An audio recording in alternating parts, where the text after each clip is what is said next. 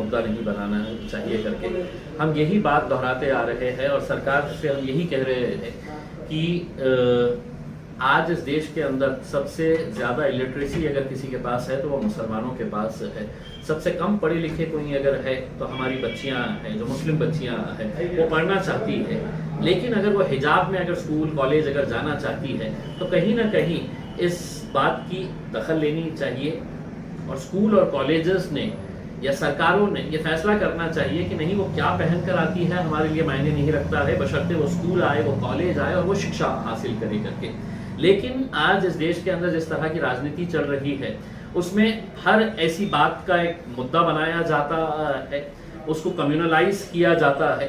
मैं स्वागत करता हूं जो जज साहब ने कहा है कि एजुकेशन इज मोर इम्पॉर्टेंट, इससे ज़्यादा कुछ नहीं। अब ये मामला चूंकि दो अलग अलग जजेस की अलग अलग मुख्तलिफ राय थी, अब ये लार्जर बेंच के पास गया है। हम उम्मीद करेंगे कि लार्जर बेंच भी इस बात की दखल लेगा, क्योंकि अगर ये दखल नहीं ली गई तो हमें इस बात की चिंता सता रही है कि इलिटरेसी लेवल और नीचे जाएगा, बच्चियां और कम पढ़ेगी। और ऐसा कहा जाता है कि अगर एक महिला पढ़ती है तो वो खुद अकेले नहीं पढ़ती है, पूरा परिवार पढ़ता है। तो उस हिसाब से अगर देखा जाए तो अगर देश को तरक्की करना है तो मुस्लिम बच्चियों के एजुकेशन के ऊपर भी बहुत ज़्यादा संजीदगी से ध्यान देने की ज़रूरत है। सर, जिस तरह से सांसद ने मुसलमानों के विरोध में कहा है दिल्ली में, उस पर क्या है?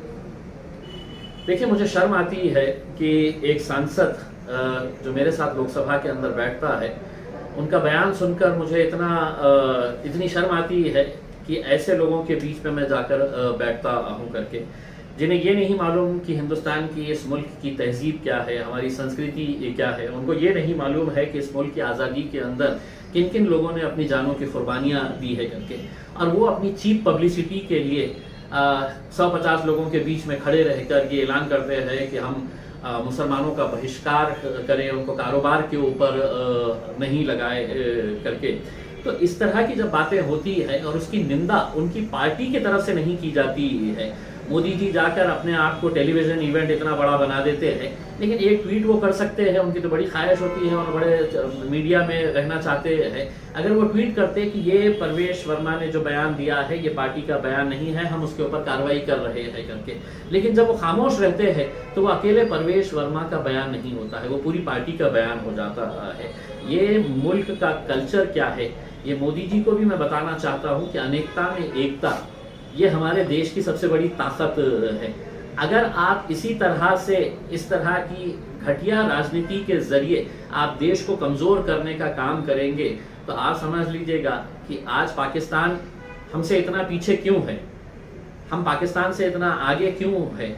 तो ये आपको समझने की ज़रूरत है कि हमारे पास कोई एक जाति नहीं है, हमारे पास अलग अलग जाति, धर्म, मजहब, अलग कपड़े पहनने वाले, अलग खाना खाने वाले, अलग भाषाएं बोलने वाले इतने सारे लोग हैं, और ये जब सब मिलकर आते हैं तब वो भारतीय होते हैं। लेकिन ये ऐसे परवेश वर्मा जैसे लोग जो है ये अपनी चीप पब्लिसिटी, घटिया पब्लिसिटी के लिए ये खुद खासदार कभी जिंदगी में नहीं बन सकते अगर इनका बाप मुख्यमंत्री नहीं होता। एक घरानेशाही इनके पास जो भारतीय जनता पार्टी के अंदर चलती है, वरना ऐसे लोगों की तो लायकी मेरे हिसाब से कोई चपरासी के बराबर भी होनी चाहिए। इनको कोई चपरासी भी नहीं बनाएगा अगर इनकी घटिया ऐसी सोच रही तो। लेकिन दुर्दैव होता है, हम उम्मीद करते हैं कि मोदी जी कभी ना कभी तो जबान खोलेंगे, आप अपने मन की बात एक बार इस बारे में कुछ बोलेंगे। सर, शहर में नशे का कारोबार, सर पूरे वर्ल्ड में विरोध होता है, उसके बाद प्रधानमंत्री की आंखें खुलती है, तो क्या लगता है इस मामले पे भी पूरे वर्ल्ड से विरोध होए बाद आंखें खुलेगी? देखिए, इससे पहले हमने जैसा देखे थे कि कुछ गलत बयानी भारतीय जनता पार्टी के स्पोक्स पर्सन की तरफ से हुई थी, उसकी निंदा या उसका विरोध जो है वो पूरी दुनिया भर के अंदर जितने भी अरब ममालिक है या मुस्लिम कंट्रीज़ हैं उन लोगों ने जम कर किया था, और आखिरकार इनको उसके ऊपर एक्शन लेना पड़ा था। अब ये भी जो बातें हैं ये सिर्फ ऐसा नहीं है कि ये मुल्क देख रहा है करके, ये पूरी दुनिया देख रही है कि इस मुल्क के अंदर जो सबसे लार्जेस्ट मेजॉरिटी है माइनॉरिटी के अंदर की, तो उनको किस तरह से टारगेट किया जा रहा है, उनको निशाना बनाया जा रहा है। तो यकीनन इसको सभी लोग देख रहे हैं, दुनिया देख रही है, और मैं समझता हूँ ये ऐसे बहुत कम लोग हैं इस देश के अंदर भी ऐसी जहनियत रखने वाले। एक लार्ज मेजॉरिटी जो है वो भी ये मानती है कि इस मुल्क की खूबसूरती जो है वो हमारी जो डेमोक्रेसी है, डाइवर्सिटी है, उसमें है। ये ऐसी घटिया बातों के अंदर ये देश न कभी आगे बढ़ा है और न आगे बढ़ेगा। सर, औरंगाबाद में नशे का कारोबार बहुत बढ़ता जा रहा है, उस पर लगाम नहीं लग रही है। पुलिस तो दावे तो बहुत करती है, लेकिन ग्राउंड लेवल पे कुछ नहीं। देखिए, अब हमारी तरफ से तो हम लगातार इन मुद्दों को उठाते आ रहे हैं कि नशे का कारोबार बंद होना चाहिए। पुलिस कमिश्नर ने अपनी एक टीम तैयार की थी और उसने कुछ कार्रवाई भी ज़रूर की थी, लेकिन इसके बावजूद भी अगर ये नशे का कारोबार चल रहा है तो अब हमारे लिए ऐसा मजबूरी ये हो गई है कि या तो हम हाथ पे हाथ धरे बैठे रहे, खामोशी से ये सब नज़ारा देखें, या खुद सड़क के ऊपर उतरे। तो हम पुलिस डिपार्टमेंट को यही कहना चाहेंगे कि ऐसा वक्त न लेकर आ जाए कि एक आम आदमी ये नशे के कारोबार को बंद करने के लिए सड़कों के ऊपर उतरना पड़े। जिस तरह आप लास्ट टाइम देशी दारू की दुकानें फोड़ने के लिए गए थे, तो क्या ये जो नशे के गांजे के कारोबार कर रहे हैं? देखिए, आज भी मैं लोगों से यही आह्वान करता हूँ कि अगर आपको कहीं लगता है कि यहाँ पर इसका कारोबार चल रहा है, आप जानकारी दीजिएगा। हम पुलिस की मदद से उसको बंद करवाने की कोशिश करेंगे, और अगर पुलिस नहीं करती है तो फिर मजबूरन, जैसा मैंने कहा है, कि आम लोग सड़क के ऊपर उतरेंगे। जिस तरह जुए के अड्डों पर औरंगाबाद पुलिस की कार्रवाई हो रही है, तो ऑनलाइन भी ऐसे कई सारे जुआ चल रहा है, तो उस पर आपका क्या कहना है? देखिए, ये ऑनलाइन जो जुआ है या जुआ सेंटर जो चलाए जा रहे हैं, जो मटका सेंटर जो चलाए जा रहे हैं, ये औरंगाबाद में भी धड़ल्ले से चल रहे हैं। और इसका शिकार कौन होते हैं? तो वो आदमी होता है जो रोज़ कमाता है, रोज़ खाता है। रात में घर जाने से पहले वो अपनी किस्मत आजमाता है ऐसे ऑनलाइन जुआ अड्डों के ऊपर जाके कि 2 पैसे और एक्स्ट्रा मिल जाएंगे करके। नतीजा ये होता है कि उसने जो कमाया होता है वो भी गंवा बैठता है। तो हमने पुलिस को, मैंने भी निवेदन किया था, रिटर्न के अंदर भेजा था कि इस तरह के जो भी अड्डे यहाँ पर चलाए जा रहे हैं वो बंद किए जाए। एक राजनीतिक प्रश्न है, शिवसेना का जो चिन्ह है वो बात किया गया है, उसके बारे में आप कैसे देखते हैं? अब उनका वो है, उसके हमें क्या लेना देना है? हमारा चिन्ह, हमारी पतंग उड़ रही है जोरों में, उसमें हमारे को किसी का फिक्र नहीं है कि किसको क्या निशानी मिली है, किसका क्या निशान गया है करके। उसमें हमारी पतंग लहरा रही थी, अब हमारा मांझा और ऊपर चला गया है, मांझा और ऊपर जा रहा है हमारा उसके अंदर। तो दूसरों की लड़ाई के अंदर हम फटी हुई चादर के अंदर पैर डालने की हमारी आदत नहीं है। वो खुद लड़ रहे हैं आपस में, हमारे लिए उतना ही काफ़ी है। म्हणजे उद्धव ठाकरेंच्या शिवसेनेला सीपीआयने सुद्धा पाठिंबा दिलाय। धर्मनिरपेक्ष पक्ष एक त्यांच्या बाजूने जात आहेत, कारण त्या सगळ्यांना भाजपचा पराभव करायचा आहे। आता एमआयएम ची भूमिका काय असेल? तुम्ही तिथला उमेदवार देणार आहे का, किंवा उद्धव ठाकरेंना प्रत्यक्ष अप्रत्यक्ष काही पाठिंबा देणार आहे का, सपोर्ट दर्शवणार आहात? काय कोणती पार्टी कोणाला हे सपोर्ट करतील हे त्यांच्या व्यक्तिगत, त्यांच्या पार्टीच्या आयडिओलॉजी, पॉलिसीप्रमाणे असतं।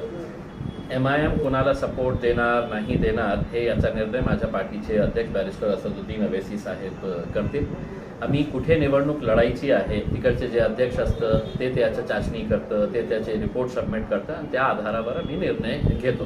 आतापर्यंत मुंबईच्या बाबतीत असं काहीही आम्हाला रिपोर्ट मिळालेली नाही। रिपोर्ट आल्यावर आम्ही बघू। पण तुमच्या निवडणुकीबाबत तुम्ही लढवायचं की नाही, काय विचार आहे का? त्या रिपोर्टच्या आधारावर असणार आहे। तुम्हाला शिवसेनेने पाठिंबा मागितला तर तुम्ही देणार का? काय आहे की राजनीतीमध्ये इफ्स अँड बट्स चालत नाही। ज्यावेळी काही येतील तर त्याच वेळी आपण उत्तर देऊ। दुश्मनचा दुश्मन आपला दोस्त असतो, भाजप तुमचा दुश्मन आहे। तशी विचारधारा शिवसेनेची बदलताना आपण पाहतोय। मुस्लिम समाजातले बहुतेक लोक दसरा मेळाव्यात पण पाहायला मिळाले, त्यांच्याकडनं एक पाऊल पुढे टाकलं गेलं तर तुम्ही विचार कराल का? त्याच्या बाबतीत मी म्हटलेलं आहे की मी एक कार्यकर्ता आहे एमआयएम पार्टीचा। माझे पार्टीचे अध्यक्ष बॅरिस्टर असदुद्दीन अवैसी साहेब आहे। मोठे जे काही निर्णय असतं, मी गलीचा नेता आहे, माझ्या पार्टीचे अध्यक्ष जे निर्णय घेतील त्याच्यावर आम्ही, जे ओळख आहे ते ओळख म्हणजे अनेकता में एकता, त्या आधारावर जे एका जजनी निर्णय दिलेला आहे की ड्रेस कोड महत्त्वाचा नाही आहे, शिक्षा महत्त्वाची आहे, तेच आम्ही बोलत आहे। कारण त्यांनाही समजलेलं आहे की आज सगळ्यात जास्त इलिटरसी कुठे आहे तर मुस्लिम समाजामध्ये आहे। सगळ्यात कमी शिकलेली कोण आहे तर मुस्लिम आमची जी मुली आहे ते शिकलेली आहे, कमी शिकलेली आहे। आता आपण त्यांच्यावर फक्त तुम्ही हे बुरखा घालून घेऊ शकत नाही। मग आम्हालाही माहीत आहे की याच्यामुळे अनेक असे मुली असतील जे शिक्षणापासून दूर होतील आणि ते नको व्हायला म्हणून आम्ही हे सांगितलं होतो की ड्रेस काय आहे, ती बुरखा घालत आहे, ती हिजाब घालत आहे, ती आपल्या डोक्यावर दुपट्टा घालत आहे, हे महत्वाचं नाही आहे. देशाला आपल्याला सगळ्यांना शिक्षा देणं हे खूप महत्वाचं आहे. म्हणून एका जजनी जे निर्णय दिलेला आहे आम्ही त्याचं स्वागत करतो आणि आमची अपेक्षा अशी आहे की आता सुप्रीम कोर्टमध्ये जे 5 जजेस जे बसणार आहे तेही असाच प्रकारचा निर्णय देतील आणि त्याचं आम्ही स्वागत करू.